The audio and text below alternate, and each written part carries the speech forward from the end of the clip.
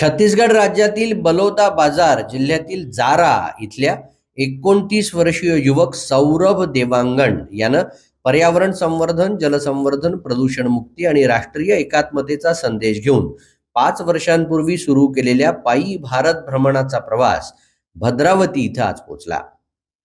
7 October 2021 रोजी सुरू झालेल्या या अनोख्या संकल्प यात्रेत आतापर्यंत त्यानं 27 राज्य पायी पार करत हजारो किलोमीटरचा प्रवास पूर्ण केला आहे. भारत भ्रमणाच्या या आगळ्या वेगळ्या संकल्पामुळे भद्रावती शहरात दाखल झालेल्या सौरभ देवांगणचं विविध सामाजिक संस्था, पत्रकार संघटना आणि नागरिकांच्या वतीनं उत्स्फूर्त स्वागत करण्यात आलं. सौरभ देवांगण यांना आपल्या पायी प्रवासातून केवळ भारत भ्रमण करत नसून समाजाला पर्यावरण संवर्धनाचा महत्त्वपूर्ण संदेश देखील देत आहे.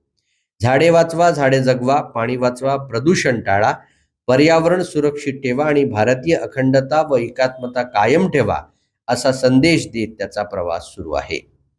दुर्दम्य आशा, आत्मविश्वास आणि प्रबळ इच्छाशक्तीच्या बळावर सलग 5 वर्षे पायी भ्रमण करणाऱ्या सौरभनं विविध राज्यातील लोकजीवन, संस्कृती आणि सामाजिक परिस्थिती जवळून अनुभवली आहे.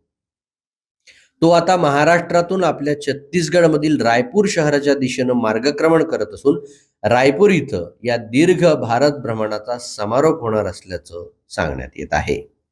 भद्रावतीकरांनी केलेल्या प्रेमळ स्वागतानं आणि आदरातिथ्यानं सौरभ देवांगण भारावून गेला. यावेळी त्यानं भद्रावतीकरांचे आभारही मानले.